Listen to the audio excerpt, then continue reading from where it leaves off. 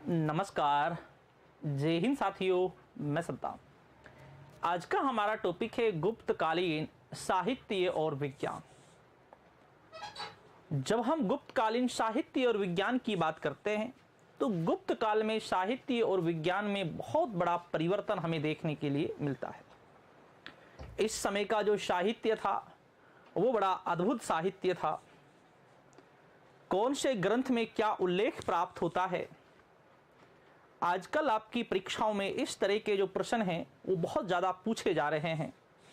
तो उन सभी प्रश्नों को हम कनेक्ट करेंगे और पीजीटी की परीक्षा के अनुसार ये क्लास आपके लिए बड़ी महत्वपूर्ण होने वाली है।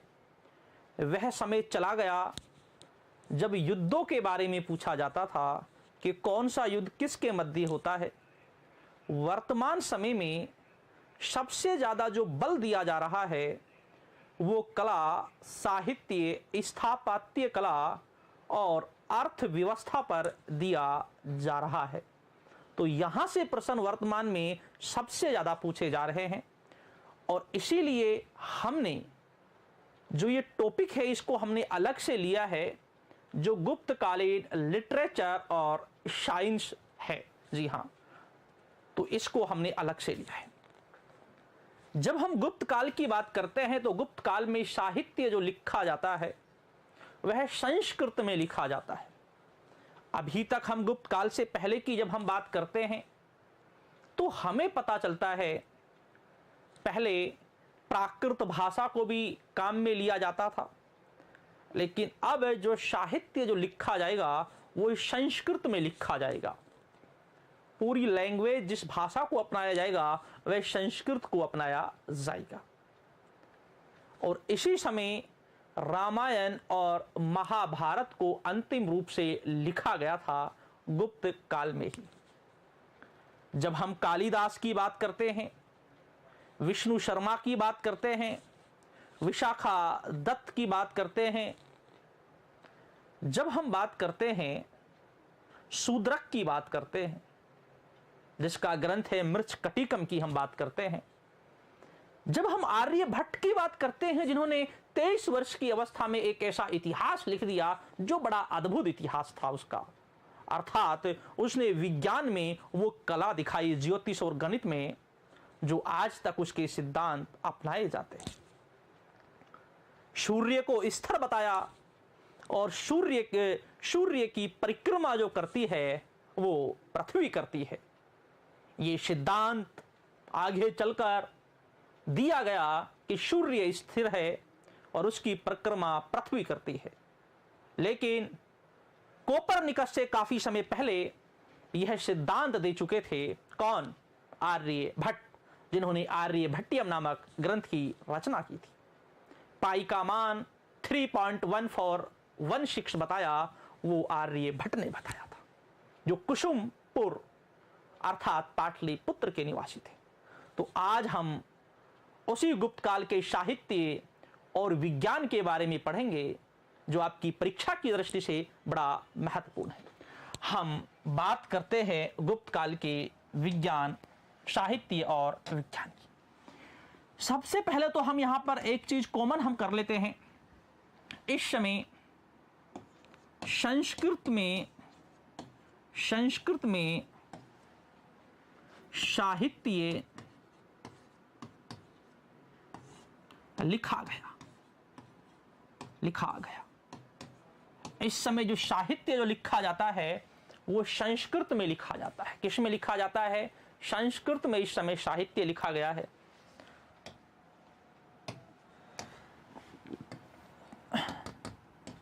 गुप्त काल का साहित्य सुखांत था। ये पंक्ति बड़ी महत्वपूर्ण है। जब हम गुप्त काल के साहित्य की बात करते हैं तो इस समय का जो साहित्य था वो सुखांत था, बड़ा महत्वपूर्ण है। और इसी समय रामायण और महाभारत की अंतिम रूप से रचना की गई।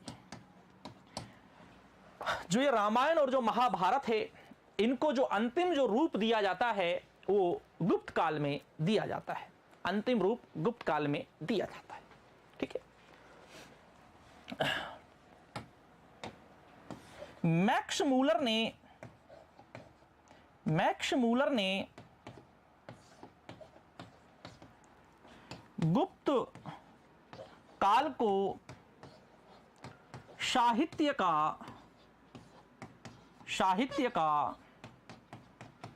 स्वर्ण काल कहा है। हम जब बात करते हैं के.एम. मुंशी की, जब हम बात करते हैं, यहां पर स्टूडेंट बड़े कंफ्यूज होते हैं। जब हम के.एम. मुंशी की जब हम बात करते हैं तो के.एम. मुंशी ने गुप्त काल को ही स्वर्ण काल कहा है, टोटल को, गुप्त पीरियड एज को। लेकिन जब लिटरेचर की हम बात करते हैं तो गुप्त काल के साहित्य को जो गोल्डन एज जो कहा है वो मैक्स मूलर ने कहा है। जी हाँ, मैक्स मूलर ने कहा है। ठीक है, अब इस समय की हम बात करते हैं, इस समय साहित्य में कौन कौन थे भाई, किस किस का नाम महत्वपूर्ण है साहित्य। तो गुप्त काल के जब साहित्य की बात करते हैं तो कौन कौन नाम आते हैं। इसमें हरिसेन का नाम शामिल है। हरिसेन, जिन्होंने प्रयाग प्रशस्ति लिखी थी। प्रयाग प्रशस्ति के लेखक हरिसेन थे। ये गुप्त काल के साहित्य से संबंधित है। हरिसेन, प्रयाग प्रशस्ति, जिससे हमें समुद्रगुप्त के बारे में हमें जानकारी प्राप्त होती है, जिसमें टोटल 33 पंक्ति हैं, लाइंस हैं। तो उसे लिखने वाले जो लेखक राइटर हैं वो हरिसेन थे, वो भी इसी समय थे। हम बात करते हैं वीरसेन की, बात करते हैं वीरसेन। वीरसेन इसी समय थे, वीरसेन, और इन्होंने उदयगिरी पर्वत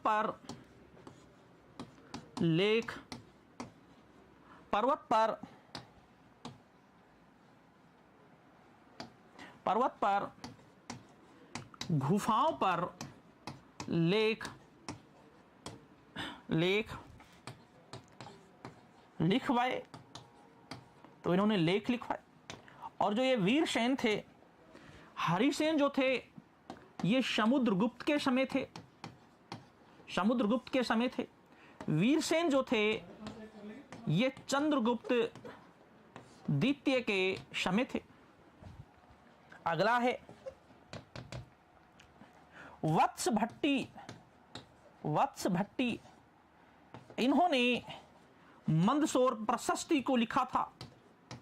मंदसौर प्रशस्ति, ये काफी बार पूछे जाते हैं आपके परीक्षा में। इस मंदसौर प्रशस्ति के प्रश्न काफी बार परीक्षा में आए हैं। और इसी मंदसौर प्रशस्ति के बारे में मैंने पिछली क्लास में समझाया था। इससे हमें यह भी जानकारी प्राप्त होती है, एक रेशम के जो व्यापारी थे, जिसे तंतुअय वर्ग बोलते हैं, उसकी जानकारी भी हमें इससे प्राप्त होती है।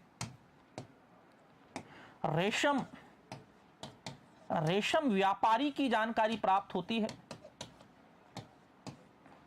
तंतुअय वर्ग की जानकारी प्राप्त होती है हमें इससे। जी हाँ, मंदसौर प्रशस्ति से। और ये कुमार गुप्त के समय थे, कुमार गुप्त के समय थे ये। ठीक है, तो ये भी हम बात करते हैं, ये जो सारे नाम हैं, ये सारे के सारे जो नाम हैं ये गुप्त काल से संबंधित है और गुप्त काल के लिटरेचर से संबंधित है। इन्हीं में एक नाम आता है, इन्हीं में नाम आता है कालिदास का नाम आता है। कालिदास ये कालिदास जो थे चंद्रगुप्त द्वितीय के नवरत्नों में शामिल थे, नवरत्नों में शामिल थे। कालिदास को भारत का शेक्सपियर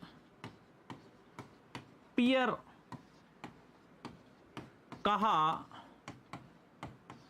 जाता है। जब भारत के शेक्सपियर की बात की जाती है तो ये कालिदास को कहा जाता है, भारत का शेक्सपियर कहा जाता है कालिदास को। और जब हम कालिदास की बात करते हैं तो इसके कालिदास के साहित्य को 3 वर्गों में विभाजित किया गया है। खंड काव्य,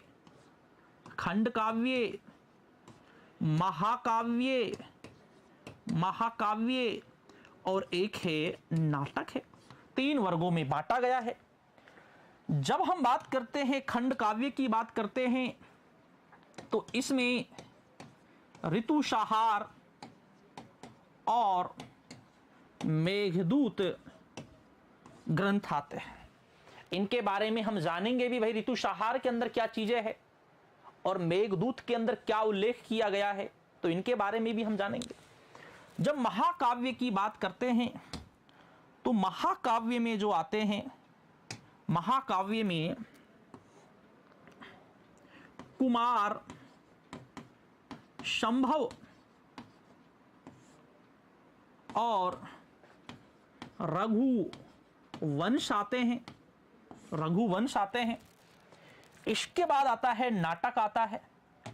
जब नाटक की बात करते हैं तो 3 इन्होंने नाटक लिखे हैं। मालविका अग्निमित्रम है, एक है विक्रो मोर्वश्य है और एक है अभिज्ञान शाकुंतलम। ये इसके नाटक हैं। तो हम जब बात करते हैं कालिदास की तो इसको 3 भागों में इसके साहित्य को विभाजित किया जाता है। अब इनके अंदर क्या क्या जानकारी प्राप्त होती है तो उसके बारे में हम जानेंगे। आजकल ग्रंथों के अंदर से पूछ लिया जाता है कौन से हमें क्या जानकारी प्राप्त होती है। जब हम बात करते हैं, सबसे पहले हम लेकर चलेंगे खंड काव्य को। सबसे पहले है खंड काव्य। सबसे पहले खंड काव्य है। इसमें से हमारा सबसे पहले है ऋतुसंहार है। ऋतुसंहार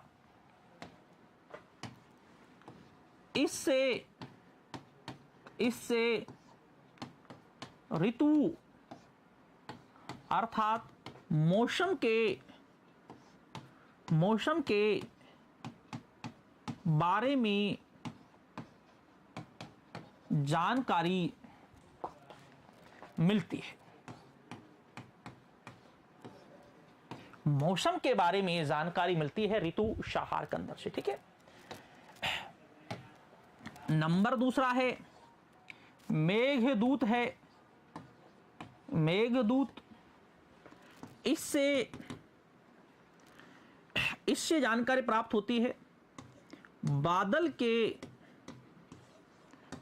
के माध्यम से एक यक्ष, बादल के माध्यम से एक यक्ष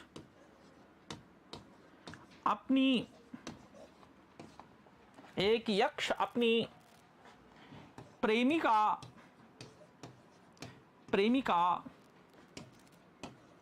यक्षिणी को बादल के माध्यम से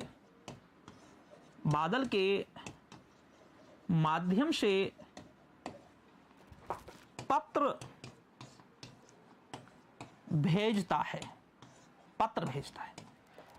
किसके माध्यम से? बादल के माध्यम से एक यक्ष अपनी प्रेमिका यक्षिनी को एक पत्र भेजता है बादल के माध्यम से, एक कल्पना कर रहा है, ठीक है। और इसी से हमें मेघदूत से हमें यह भी जानकारी प्राप्त होती है, देव दासी प्रथा की, देवदासी प्रथा की उज्जैन के महाकाल के मंदिर से। और इसी के मेघदूत के अंदर हमें चंबल नदी का भी उल्लेख मिलता है, चंबल नदी का उल्लेख मिलता है, उल्लेख। इससे हमें चंबल नदी का भी उल्लेख मिलता है इसी मेघदूत से। आजकल परीक्षाओं में प्रश्न कैसे पूछे जाते हैं, आजकल आपसे प्रश्न पूछे जाते हैं, देवदासी प्रथा का उल्लेख सबसे पहले किसने किया है, तो कालिदास ने किया है। कौन से ग्रंथ में किया है, तो मेघदूत में किया है।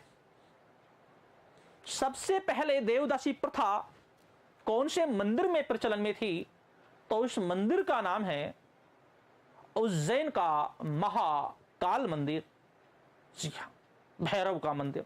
तो उसमें यह देवदासी प्रथा प्रचलन में थी। ऐसे प्रश्न आपकी परीक्षाओं में पूछे जाते हैं। चंबल नदी का भी उल्लेख हमें इसी से प्राप्त होता है। तो ये दोनों के दोनों जो हैं, ये खंड काव्य है। अब इनके नामों से काम नहीं चलेगा। पहले हम ये पढ़ लेते थे कि मेघदूत किसकी रचना है, ऋतुसंहार किसकी रचना है, ऐसे पूछ लिए जाते थे। ऋतुसंहार खंड काव्य है, महाकाव्य है या नाटक है, क्या है। लेकिन अब समय बदल चुका है, इनके अंदर से प्रश्न आते हैं आजकल, जी हाँ, इनके अंदर से प्रश्न आते हैं, ठीक है। इसके बाद अगला है हमारा महाकाव्य, अगला है महाकाव्य है, महाकाव्य। इस महाकाव्य में दो ग्रंथ आते हैं, जिनमें नंबर पहला है कुमार संभव है, कुमार संभव। और इस कुमार संभव की जब हम बात करते हैं तो इसमें 17 सर्ग हैं। सर्गों की संख्या कितनी है, 17 सर्ग है इसके अंदर, ठीक है ना। कुमार संभव, इससे हमें शिव के पुत्र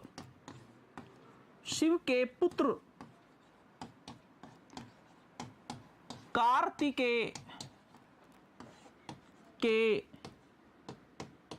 बारे में, कार्तिकेय के बारे में जानकारी प्राप्त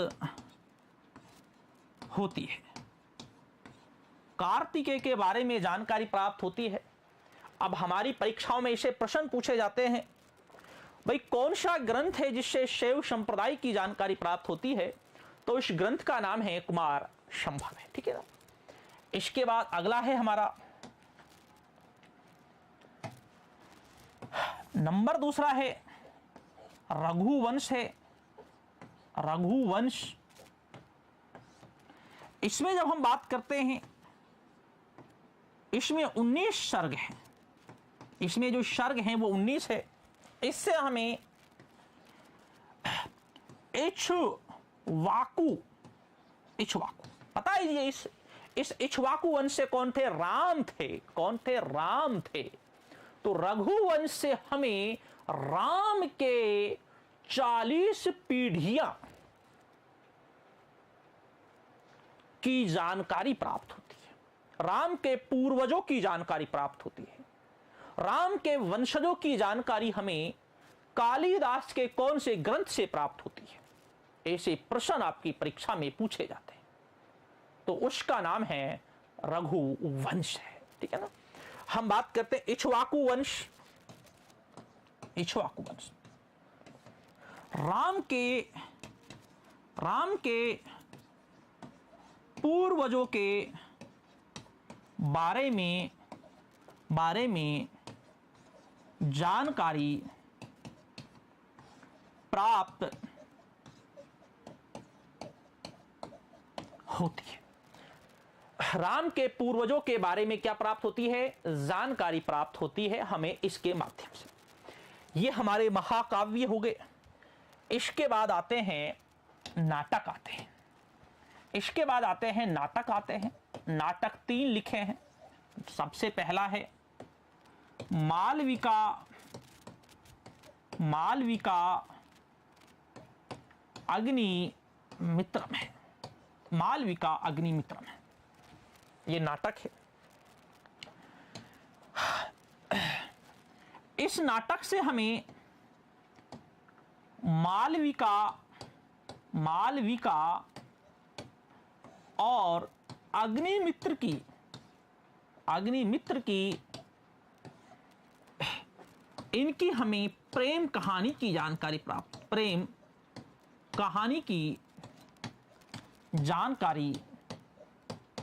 जानकारी प्राप्त होती है। प्रेम कहानी की जानकारी प्राप्त होती है। अगला है, ये जो अग्निमित्र है यह है शुंग वंश के है। शुंग वंश से, ये शुंग वंश से संबंधित है।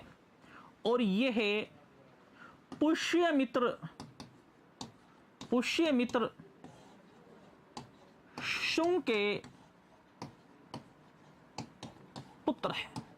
कौन है भाई? पुष्यमित्र शुंग के पुत्र है अग्निमित्र। और ये मालविका जो है ये विदर्भ की राजकुमारी है। राजकुमारी।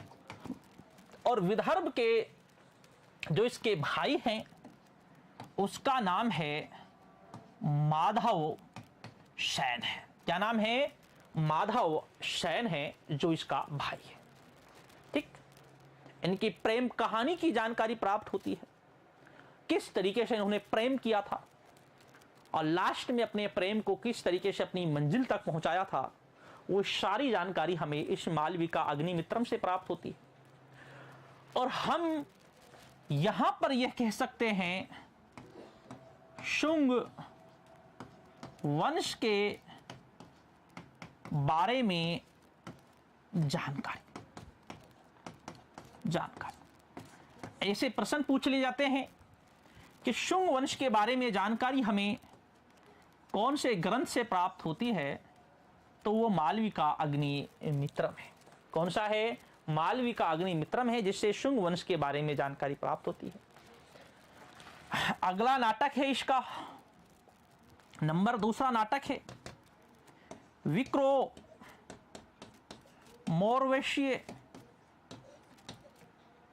विक्रमोर्वशीय।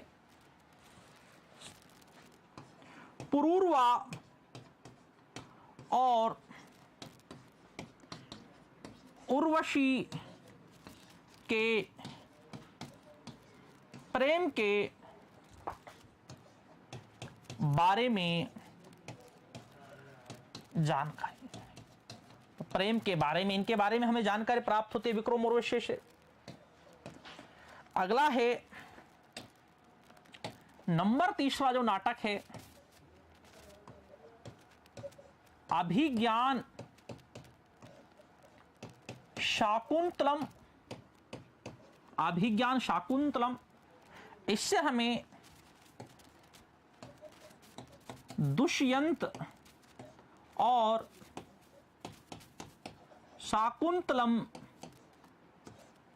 इन दोनों के प्रेम के बारे में जानकारी प्राप्त होती है। हमें जानकारी प्राप्त होती है। जी हाँ, तो ये कालिदास है, इसके ये नाटक है। साहित्य में खंड काव्य है, महाकाव्य है और नाटक है। इस तरीके से इन्हें विभाजित किया गया है। ठीक है, इसके बाद कालिदास के बाद आते हैं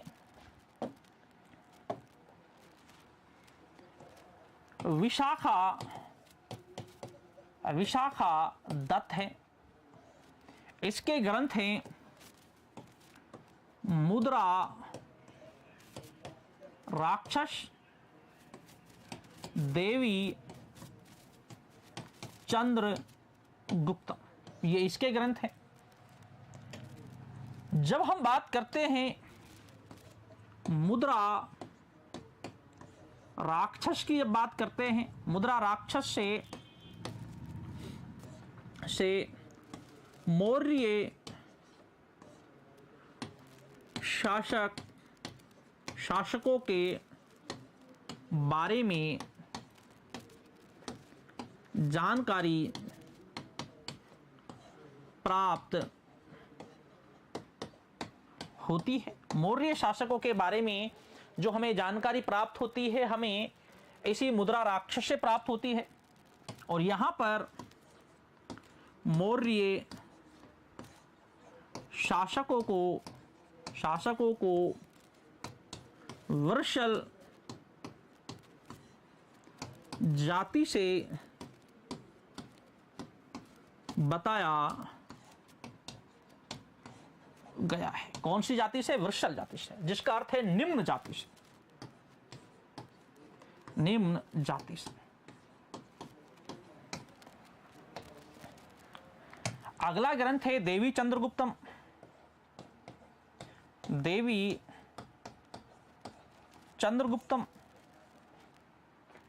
देवी चंद्रगुप्तम, इससे हमें रामगुप्त के बारे में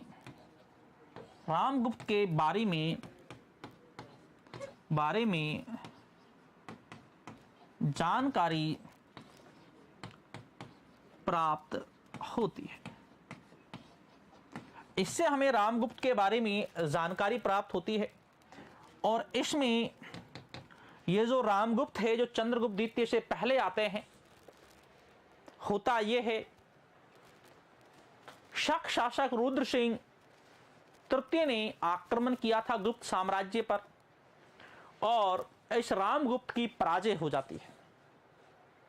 इसके बाद रामगुप्त शक शासक रुद्र सिंह तृतीय के मध्य संधि की बात चलती है, और उस समय शक शासक रुद्र सिंह तृतीय कहते हैं कि जो आपकी पत्नी है धुरु देवी, आप उसे मुझे सौंप दें तो मैं यहां से चला जाऊंगा।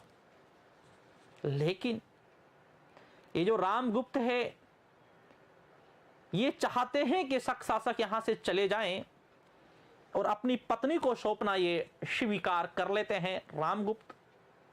इसके बाद रामगुप्त का छोटा भाई है चंद्रगुप्त सेकंड, छोटा भाई है।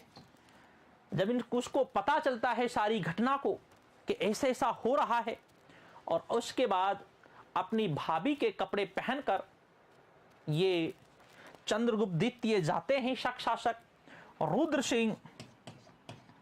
सिंह तृतीय के कैंप में जाते हैं, और इस रुद्र सिंह तृतीय की हत्या कर देते हैं। और फिर लौट कर आते हैं तो और अपने भाई रामगुप्त की भी हत्या कर देते हैं। इस तरह राजगद्दी पर जो बैठेंगे वो बैठेंगे कौन? चंद्रगुप्त द्वितीय। ये सारी कहानी जो हमें प्राप्त होती है, ये हमें देवी चंद्रगुप्तम से प्राप्त होती है। इसे किसने लिखा है? विशाखा दत्त ने लिखा है। अगला है हमारा शूद्रक है। शूद्रक ने जो लिखा है वो लिखा है इन्होंने मृच्छ कटिकम। मृच्छ कटिकम इन्होंने लिखा है, जिसका अर्थ है मिट्टी की गाढ़ी या खिलौना। मिट्टी की गाढ़ी या खिलौना, शूद्रक। यहां पर हमें पता चलता है चारुदत्त एक ब्राह्मण है, एक वसंत सेन एक गणिका है। और ये चारुदत्त जो ब्राह्मण है, एक गणिका जो शूद्र में शामिल थी, और चारुदत्त इससे क्या कर लेते हैं? इससे प्रेम कर लेते हैं। क्या कर लेते हैं? प्रेम कर लेते हैं वसंत सेन से। ये जानकारी हमें प्राप्त होती है इस मृच्छ कटिकम में। अगला है, ये एक पहला ऐसा साहित्य है जो संस्कृत में लिखा गया है। और संस्कृत में तो सारे लिखे गए हैं, लेकिन महत्वपूर्ण क्या है, इसके पात्र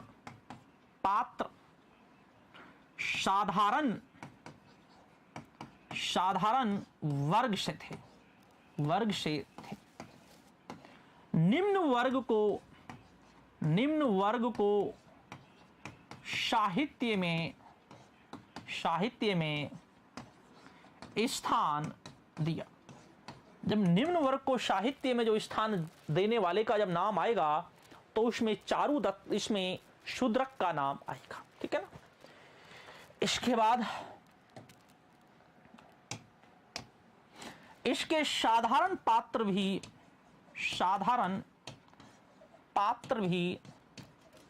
भी संस्कृत बोलते हैं।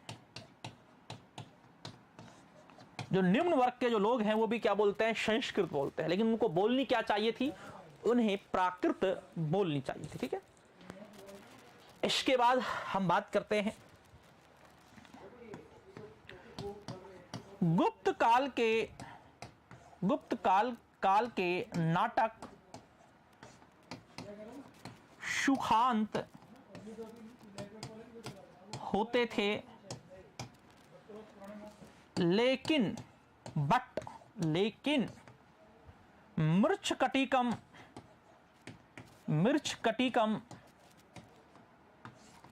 दुखांत है। अब देखो कितना अच्छा है हमारा। अभी तक जो हम पढ़ रहे थे, जो नाटक जो है गुप्त काल के, जो गुप्त काल का साहित्य है, नाटक की जगह हम साहित्य का प्रयोग भी कर लेंगे। जो साहित्य है गुप्त काल का, जो साहित्य है, ये साहित्य गुप्त काल का सुखांत था। लेकिन ये मृच्छ कटिकम एक ऐसा साहित्य है, ऐसा लिटरेचर है, ऐसा नाटक है जो दुखांत है। इसमें एक प्रेमी को अपनी प्रेमिका नहीं मिल पाती, इसलिए इसे दुखांत कहा गया है। बाकी जितने भी नाटक हैं, साहित्य हैं गुप्त काल के, वो सुखांत है। ये सुखांत और दुखांत क्या होता है? सुखांत उसे बोलते हैं जो एक सुख देने वाला हो, जिसमें दोनों पात्र आपस में लास्ट स्टेज में मिल जाते हो, उसे बोलते हैं सुखांत। जैसे भारत की जो मूवियां हैं, फिल्में हैं, वे सुखांत है।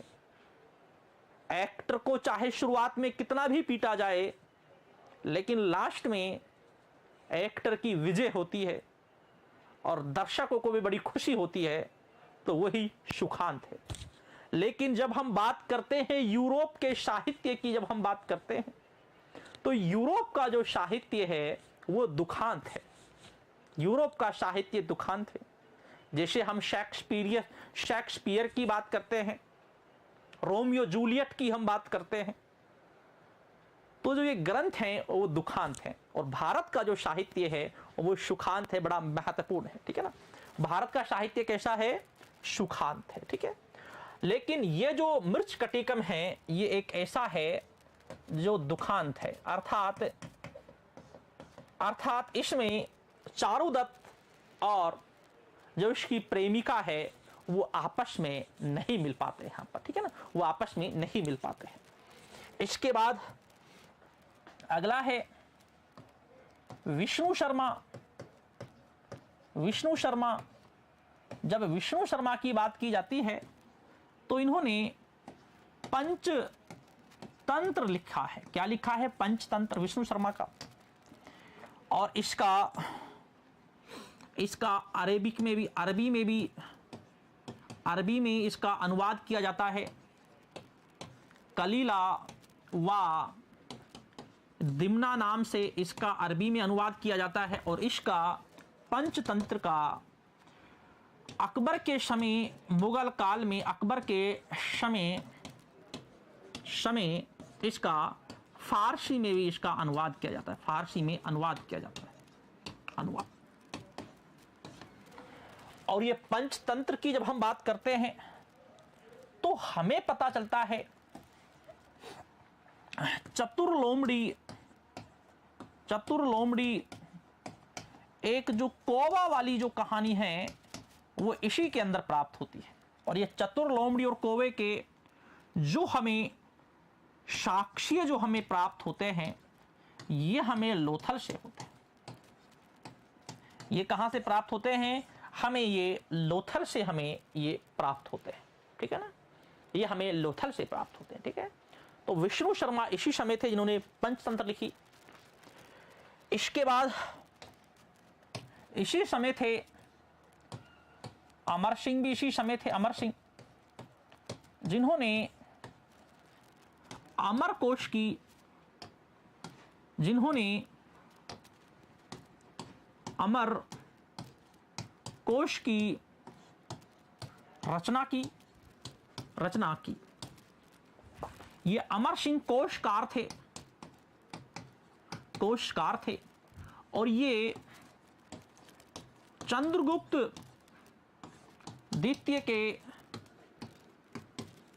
राज दरबार से संबंधित थे। किसके से? चंद्रगुप्त द्वितीय के राज दरबार से संबंधित थे। और संबंधित ही नहीं, उसके नवरत्नों में शामिल थे।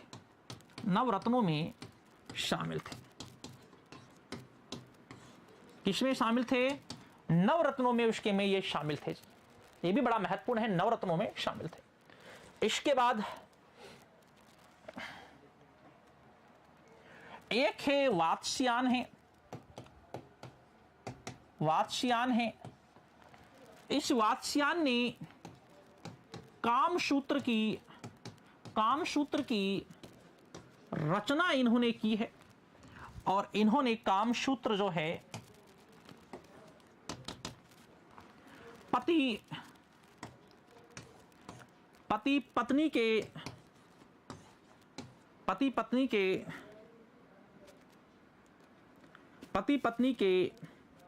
जीवन से संबंधित ये ग्रंथ है।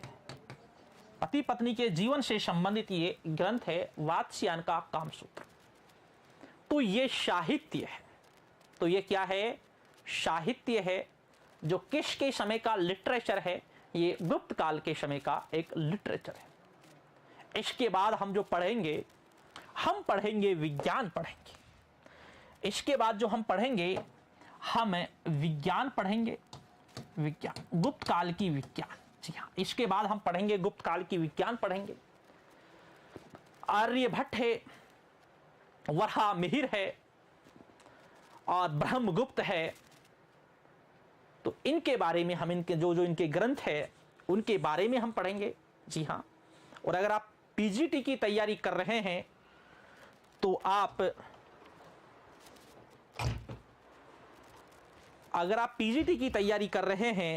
तो आप ई-ज़ेनिथ जो एप्लीकेशन है तो आप उसे डाउनलोड कर सकते हैं, ई-ज़ेनिथ एप्लीकेशन को। और हमारे यहाँ पर जो क्लासेस चल रही हैं, ये वाली जो हमारी ये क्लास चल रही है इवनिंग की, ये मुख्यतः आपकी पीजीटी से संबंधित क्लासें हैं। मॉर्निंग में जो हमारी क्लासें चलती हैं ऑफलाइन, वो नेट से संबंधित हैं। और यहाँ पर जैसे पीजीटी में जैसे प्रश्न पूछे जा रहे हैं तो उसी तरीके से हम यहाँ पर हम कनेक्ट कर रहे हैं। जी हाँ, कोई काम हो गया अभी जस्ट रुकोगे नहीं? होना यार।